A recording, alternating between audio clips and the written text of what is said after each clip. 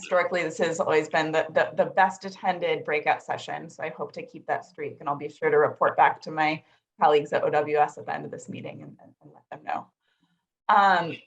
So for the session today, wanted to keep with the theme of the meeting and share really some of the wins that we've had over the last several months within the Governor's Workforce Council and the Office of Workforce Strategy as far as education and career building. So wanted to start out by framing this session. The Education and Career Building Committee really is dedicated to this idea that workforce development begins in schools and lasts a lifetime. We know at the Governor's Workforce Council that this work begins early in life, as early as early childhood, and going into K-12 and post-secondary education, laying the academic foundation for students in order to be successful in post-secondary and in life.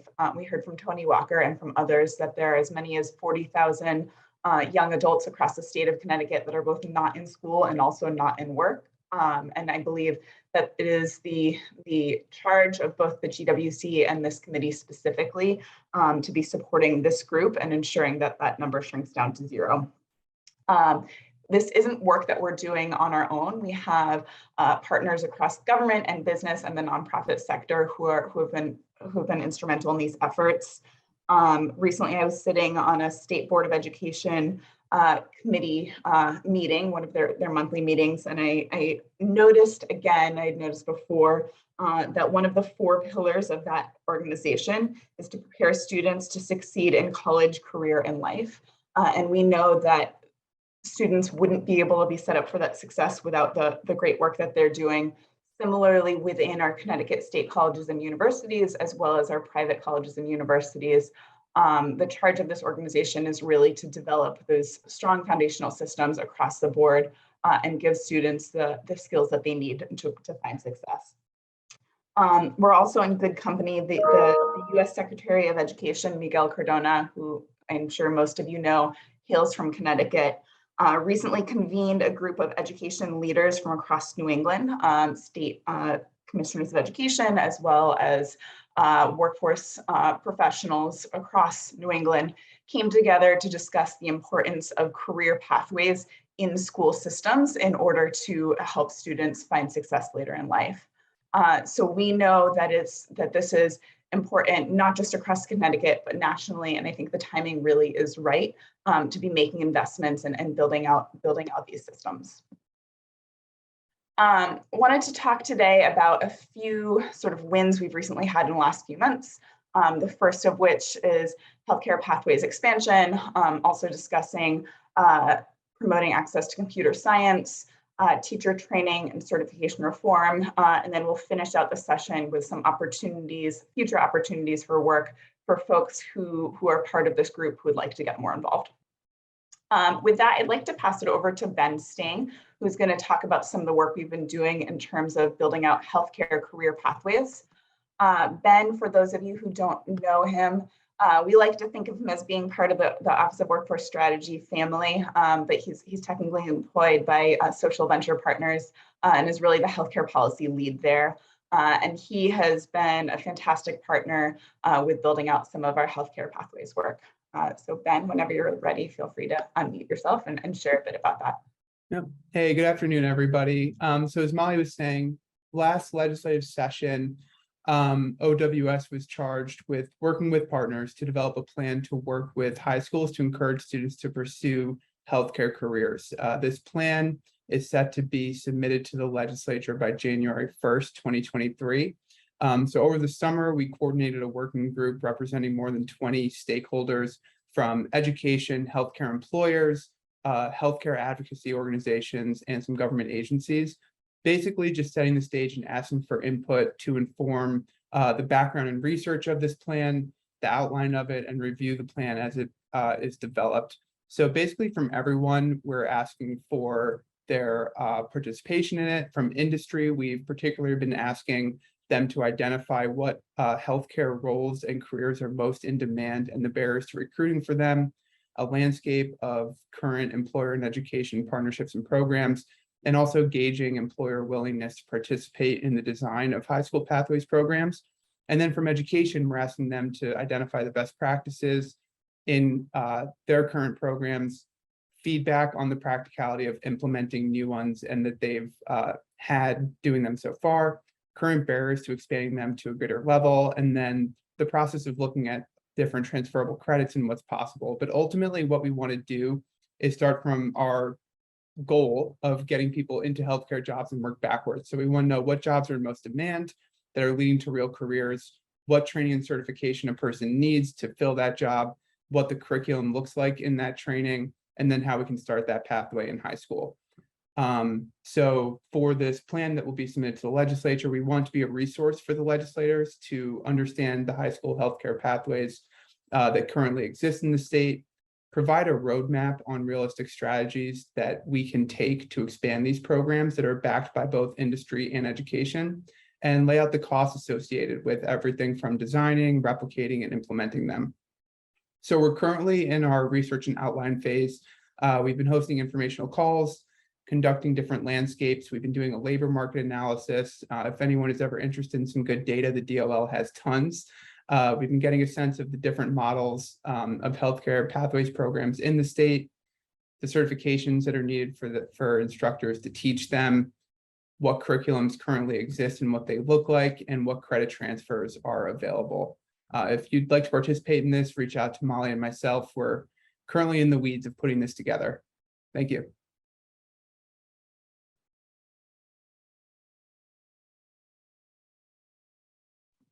Thanks so much, Ben. As Ben mentioned, we really have had such a strong group of folks from across K-12, higher ed, and as well as industry who are informing this work. And I think that that's sort of the magic of the Governor's Workforce Council, is bringing together these folks in order to build a plan that works for primarily for students, but really is working across all different types of groups. So thank you for that update, Ben. Next, I'd like to share a bit about the work that we're doing to expand access to computer science. Since the founding of this office and the founding of this council, we've heard over and over and over again from folks all across Connecticut that computer science education needs to be integral to this work of workforce development across Connecticut. Yes, it's important for folks in the technology industry, as we heard from some of the business leaders in the full group session, but in reality, computer science education is important for every student in every type of career. Having digital literacy and having an understanding of how computers function and operate will continue to be more and more important throughout all of our lifetimes. So we've had some wins as far as expanding access to computer science over the last few months. First and foremost, Governor Lamont signed a 50-state computer science compact that was spearheaded by the National Governors Association to expand access to computer science for public school students. The goal of this compact is to increase the number of schools that offer computer science courses and also increase the number of students enrolled in these courses.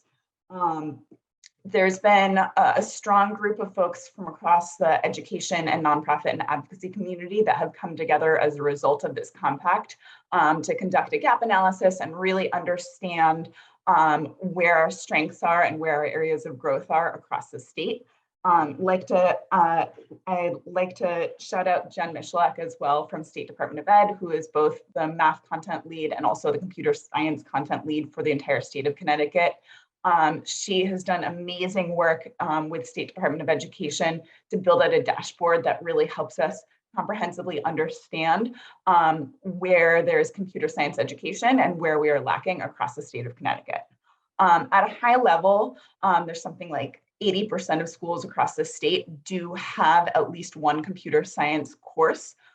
However, fewer than half the students in Connecticut are going to take a computer science course, even just one course, over their schooling experience. So that's really the challenge that we're trying to face. Yes, most students have access. However, students are not, the majority of students are not taking advantage of this access. And also, even if they are taking advantage at this point, it's perhaps just one course over their 13-year public schooling career. So really trying to expand offerings in that regard. Second, I always take the opportunity to shout out the great work from Ready CT, which is one of our most important nonprofit partners. They have spearheaded the Computer Science for Connecticut CS for CT initiative. This working group is alive and well, and one area of focus that they have had sort of the most success in over the last several months is to build out a marketing strategy for folks across Connecticut to better understand the importance of computer science. So Cheryl McNamee has been leading the work there. She has a marketing background as well as an education and CS background. So she's really been the perfect person to bring together focus groups from across students, teachers, parents, the business community, in order to answer the question, what is it going to take to get all of these different types of people feeling invested in computer science, thinking this is something that should be fiscally invested in at the state level, as well as something that parents and students want to be pursuing as an opportunity for them. So really just want to send my thanks to them for their great work. Another partner of ours, Sacred Heart University. I see that Susan Auchenglass is on the call, and she's really been spearheading this effort. They've received funding this past year to build out computer science training for over 100 Connecticut public school teachers. I had a chance to visit this training that they did over the summer, and I thought it was fantastic. I'm a former public school teacher myself, and so to watch public school teachers excited and engaged with their professional development is always just so energizing for me to see.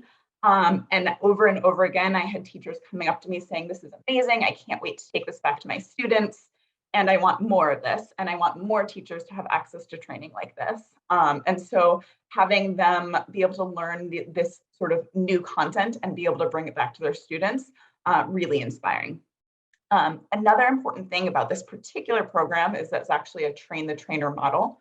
So all teachers who participate in the programming were able to go back to their districts and lead their own PDs for more teachers at the school in order to have sort of a snowball effect where there's a multiplier and many more than the original 100 are actually reaping the benefits of this work. And then lastly, we touched on it in the main meeting, but I'd like to point to it again. Both the Capital Region and the Hartford area, as well as the Southwest Regional Sector Partnerships, do have a computer science and technology focus. And they have been meeting several times over the last few months and to discuss tech talent pipelines. And in each of those meetings, there's always a person who raises their hand and says, we need to bring this pipeline down to higher ed and all the way down to K-12, and how are we bringing this more into their school systems? And so we're continually seeking opportunities for their input in terms of what does good curriculum look like for computer science? And also how can we have more employers involved in schools in the form of work-based learning experiences? So that's the update on expanding access to computer science. And I'll say again, if you have questions or comments, please feel free to reach out. Oh, and I noticed that Commissioner Russel-Tucker sent the link to the dashboard for computer science. Thank you so much for that. That's in the chat.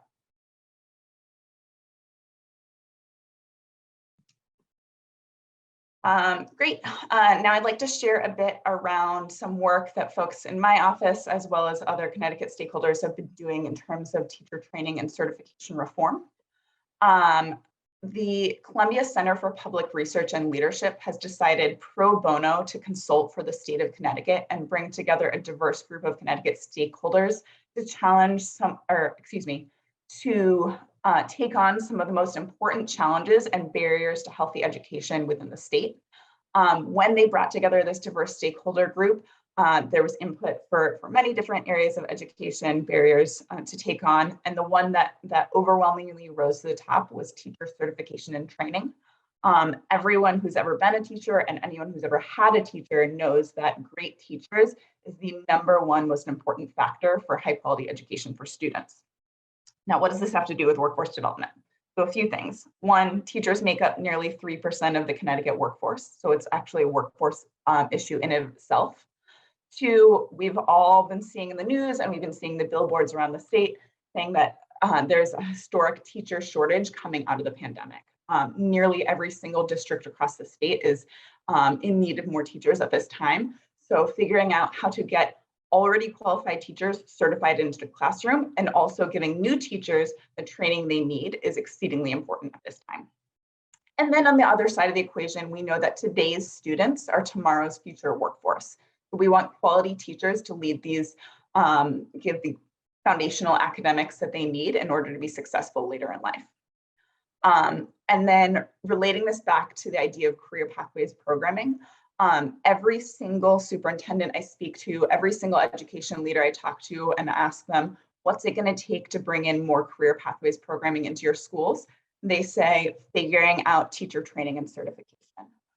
It's getting to the point where some superintendents are actually afraid that me going around evangelizing career pathways means that their teachers are going to be lost to other districts who are trying to expand these new programs.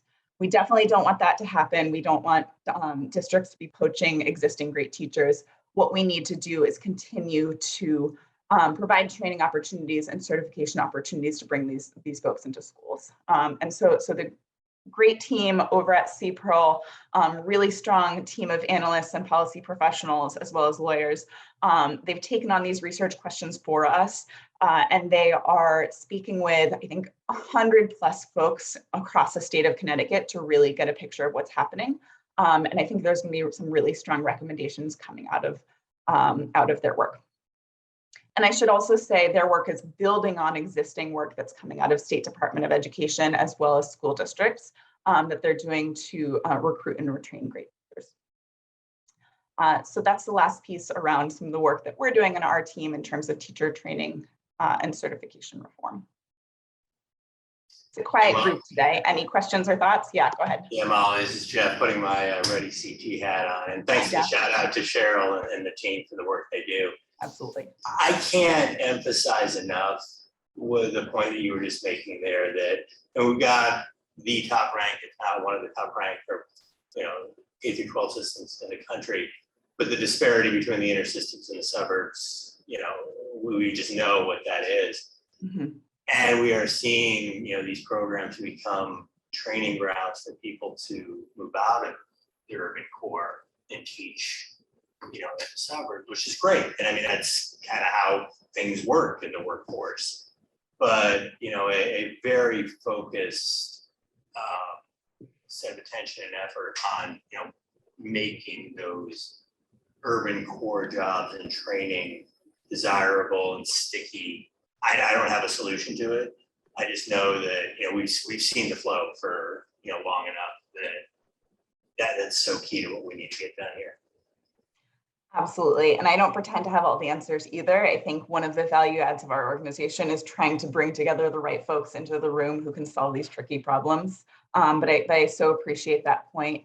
I come from Connecticut as well as Massachusetts, and they both states really have this issue of being two of the best education systems across the country, and also still having that level of disparity and continuing to need to. Yeah, it just masks a big problem sometimes. I mean, congratulations, to us and Mass on the rankings, but there's a lot of work to do.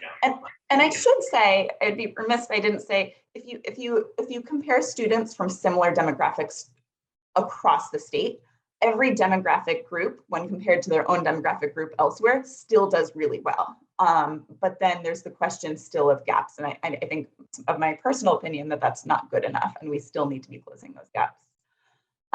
Commissioner Russel-Tucker, I would love to hear what you have to say. I see your hand is up. Thank you, Molly, and thanks for teeing up these discussion items. I believe that our superintendent from Hartford, Leslie Torres, is also in this room. Yes. So it's really important to get that perspective in this space as well, and appreciate that we have to work together to the point that was just made to solve these thorny issues. I did put the information and the link into the chat for and kudos to the department team in our performance office. And if you've not had a chance to go on our EdSite data portal, I would say hands down, Connecticut boasts one of the best data portals, education data systems in the country. And I say that with all due respect, only because I talk to my counterparts across the country. And more than anything else is that we make data transparent and available and consumable for all our community partners. And I would say even for families to be able to access. And so this new dashboard is one of the newest dashboard that we've placed out there. And if you go to the very first page, you'll see the numbers of students that have access to computer science courses and the number of students actually participate. And I point that out because there's a difference between access, right, and then being able to get folks to participate. And we may be needing to solve different problems in order to get there. So it's so important that we know what we're solving for and what the issues are. And this is just the first place to at least get on to level the playing field for what we have. Before this, we were having lots of other information that we're getting, but now we literally have the data in front of us. You can actually go down to the school level on this dashboard and see what districts are offering, what schools are offering, and the demographics of our different student groups that are participating. So I think it's just great information we have at our fingertips when we're working together to develop solutions. So we're not creating solutions in search of a problem, but we're actually, making sure that we're doing the right things in terms of working together.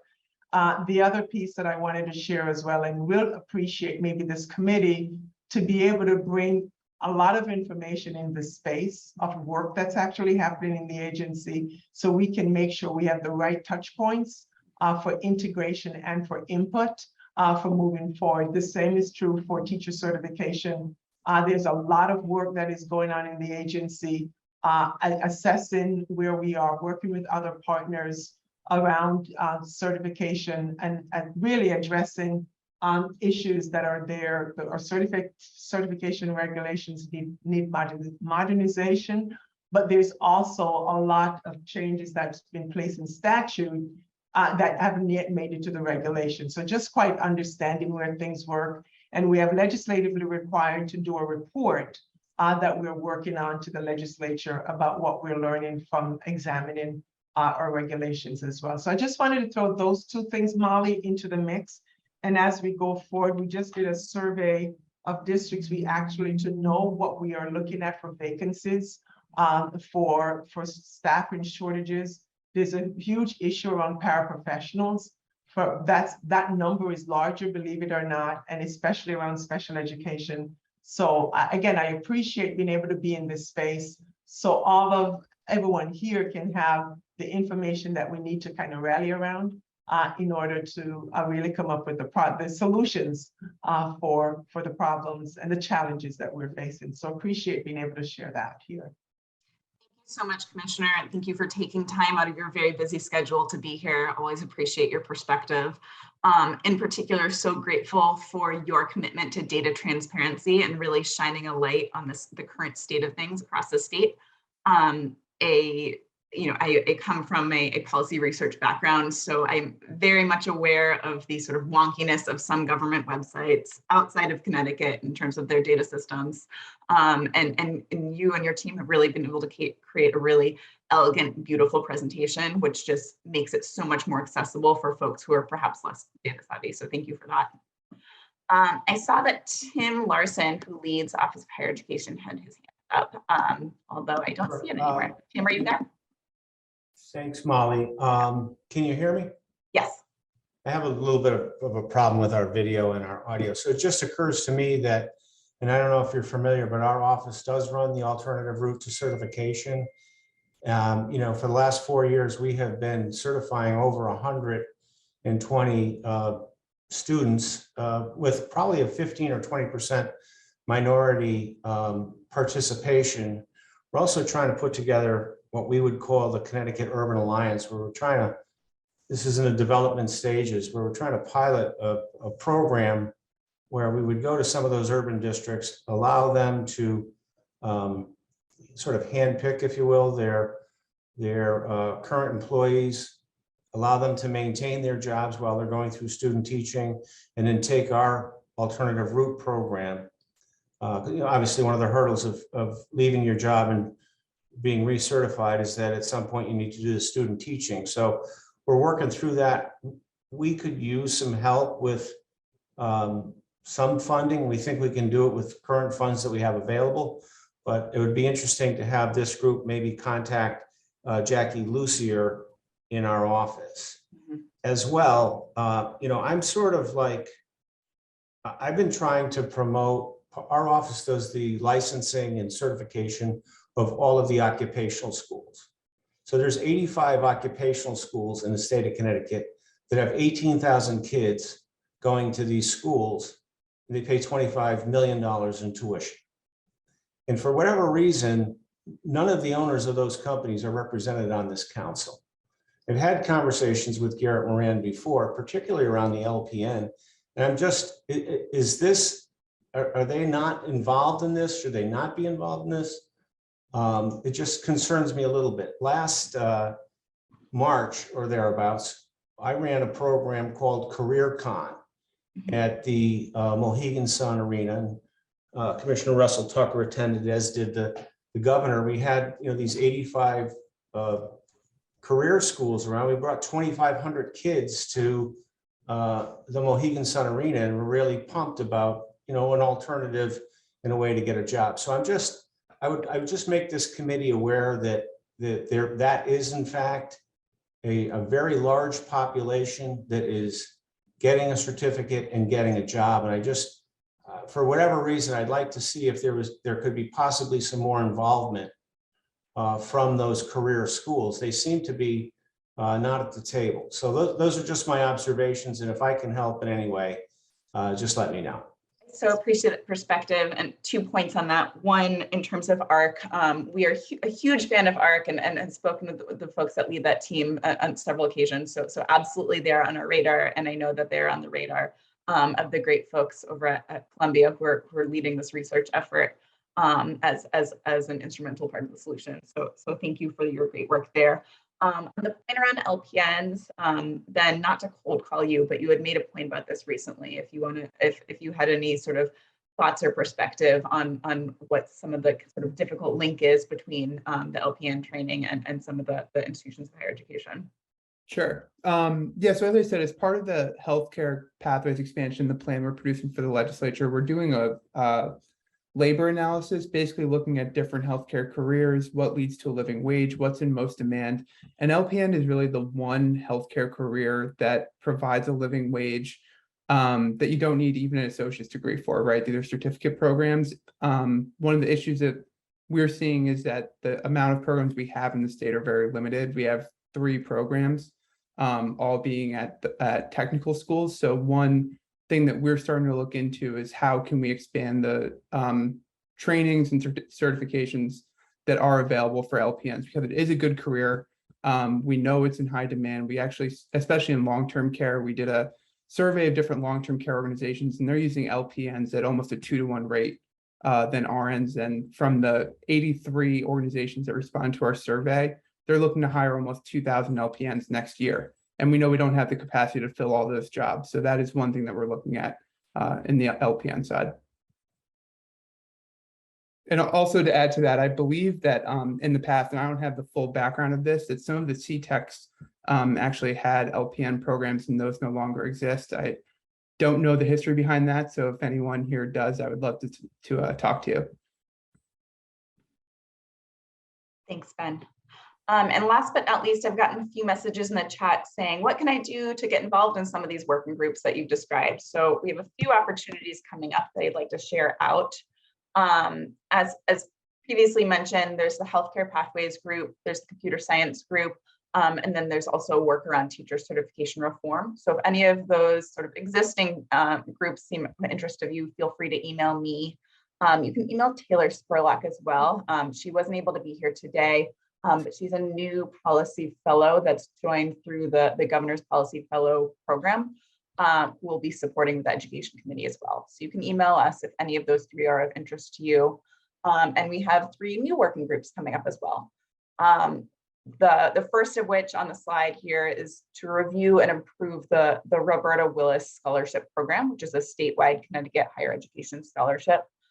It's work that we are legislatively required to do as part of our mandate through the Governor's Workforce Council, but would love to do that in partnership with some of the smart folks on this call if there's interest. Second is around work-based learning. Again, we have a mandate coming forward over this next several months to develop a model work release policy for students who wish to participate in work-based learning. So if you're a student who wants to do an internship or a pre-apprenticeship or job shadow, a school district needs to have some sort of policy in place that allows them to physically leave campus and do so. We know many of our school districts already have this tool in their toolbox. The CTEC system in particular has a very strong one, but we've been asked to come up with one that any district across the state can employ and use going forward. So just an extra tool for the districts across the state. And then last but not least, we're always in search of funding, and we think that the state budget is a great source of funding, but it's not the only source. So seeking to review national funding opportunities, both federal money coming down as well as philanthropic funding that is perhaps untapped, that could help to support some of our career pathways and other workforce development efforts. So if you are a person who's particularly in touch with both federal policy or kind of the philanthropic landscape across the states, I'd love to hear from you and partner with you as we continue to monitor funding opportunities that can support this work. Again, we have my email here as well as Taylor's, and feel free to email us and let us know that you are on the call today and interested in getting involved.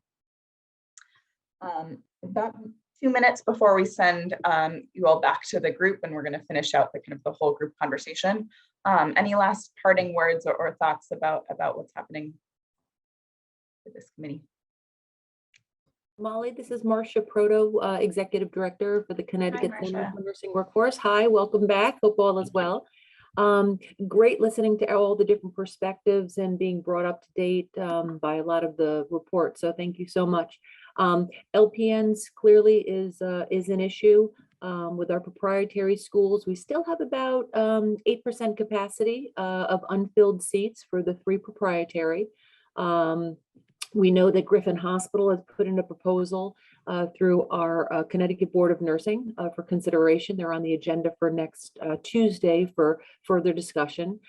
Any program that is created must go through the Connecticut State Board of Nursing as an Office of Higher Education, as those are the 2 organizations in the state that really monitor and regulatory must provide oversight not only on curricula, but leadership of programs, course content, clinical experiences. So quite a robust project if to look to expand LPN seats, unless we really look at the community colleges as a wonderful vehicle around the country. And Bernie Park and I have spoken to some community colleges that do offer the LPN as the year 1 of a community college nursing program with a summer, and they get that classification and credential and can work while they go to school in their final year of the RN. So a lot of opportunity for us in the state, but getting those individuals college credit because they actually undergo more clinical hours than an RN student.